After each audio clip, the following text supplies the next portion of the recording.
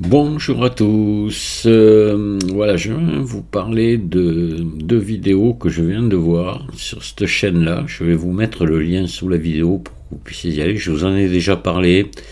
C'est une bonne chaîne. C'est quelqu'un qui fait des chouettes tutos en français en plus. Donc, pour ceux qui aiment le français, voilà. Et là, il parle du futur moteur de rendu qui va être sur Blender à partir de la version 4.2.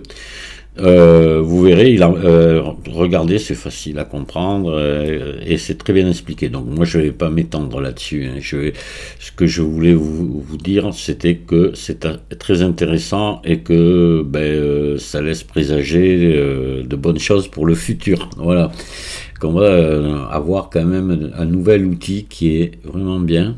Je trouve déjà, enfin, c'est jamais assez bien, hein, mais ça évolue. Donc c'est un nouveau moteur de rendu, voilà, qui est Eevee Next. Donc on a toujours Eevee, toujours Cycle. Et ce qu'il y a, on va avoir une meilleure définition déjà, surtout sur les ombres, les reflets, etc.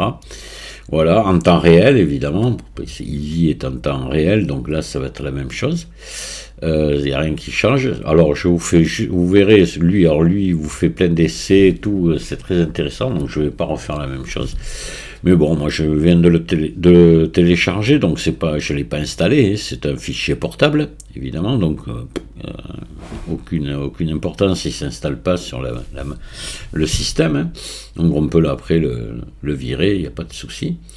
Et bon, je sais pas quand ça va sortir parce qu'entre temps c'est une version alpha et donc ça va passer après en bêta, etc. Avant que ça arrive. Bon, on n'y est pas encore, mais déjà on peut ça donne une petite idée de ce que ça va être. Donc là, pour vous faire voir juste, voilà, je suis sur Eevee là, d'accord. Voilà ce que j'obtiens. Donc vous voyez des reflets qui sont pas terribles ici. Les faces sont assez unis, on n'a pas de vraiment d'ombrage, etc. Et puis là, je vais passer sur Eevee Next, et voilà ce que j'obtiens. Vous voyez déjà, c'est quand même plus agréable à l'œil, hein, voilà. Donc il y a aussi une chose extrêmement intéressante dessus, mais alors là, c'est que on va vraiment pouvoir avoir de l'émission qui éclaire. Voilà. Alors ça, par exemple, vous voyez, j'ai mis ici un plan, et je vais venir ici dans les textures, et j'ai l'émission ici. Voilà, donc on peut choisir une couleur d'émission. Là, je me suis amusé à mettre du rouge, mais on va mettre du jaune, comme ça. Et si je monte la force, ici, vous voyez, mais mon plan éclaire vraiment. Ça, avec Eevee, on ne l'avait pas. Alors ça peut être très très intéressant, hein. Voilà, donc il y a déjà, rien que là, déjà, il y a une évolution énorme à ce niveau-là. Voilà, si je mets à 0, il n'y a rien. Je peux changer la couleur d'émission, hein. Mettre du bleu, voilà.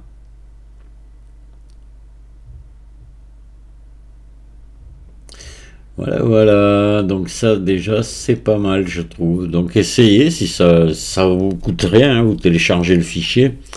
Et puis vous démarrez. Alors, quand vous allez le démarrer, il va vous demander pour la première fois si vous souhaitez aller récupérer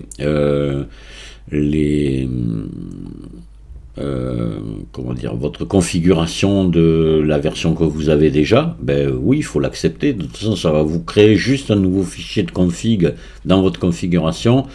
Si vous êtes sur Blender 4.02 comme moi, et ben ça va vous créer un fichier de config de 4.2 à côté. Donc ça va pas vous détruire l'ancien, vous pourrez y revenir quand vous voulez. Le seul truc, si vous supprimez votre fichier Blender téléchargé là, il restera le fichier de configuration 4.2 dans votre dossier de configuration. Vous pouvez aller le supprimer ou le laisser, c'est pas bien grave. Voilà. C'est tout. Autrement, il n'y aura aucun danger pour votre configuration existante. Voilà. Vous pourrez y revenir dessus sans problème. Moi, bon, je peux pas trop. Je sais que la plupart des gens sont sur Windows. Moi, je suis sur Linux. Mais sur Linux, voilà, j'ai téléchargé un fichier zip, je l'ai dézippé. Ou pas un zip, non, mais enfin bon. Je l'ai décompressé. Et voilà. Et là. Ici, j'ai un lanceur, il me suffit de démarrer là, et puis voilà, Blender démarre. Tout ce qu'il y a besoin pour le faire fonctionner est dans ce dossier. Voilà. C'est-à-dire que vous n'allez pas installer sur votre disque dur, ça sera là-dedans. Voilà. Le seul truc après, c'est dans les fichiers de config que, voilà, je vais vous montrer quand même, mais ça vous aidera pas beaucoup parce que moi, comme je vous dis, je suis sur Linux et sur Windows, c'est complètement différent. Donc là, je vais afficher les fichiers cachés. Voilà. Je vais aller dans config. Tac, tac, tac, tac, tac, tac, tac, config. Voilà, Blender. Ici.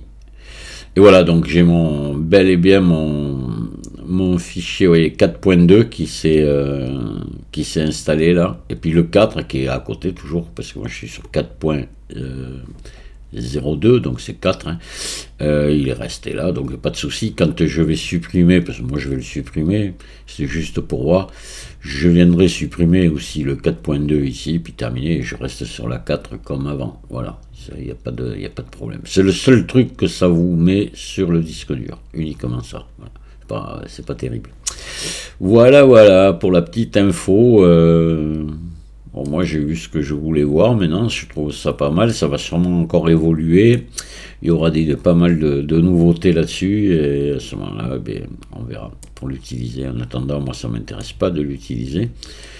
Je vais parce que je préfère continuer sur la version que j'ai, mais voilà, ça laisse, je vous dis, présager de bonnes choses, j'en suis persuadé.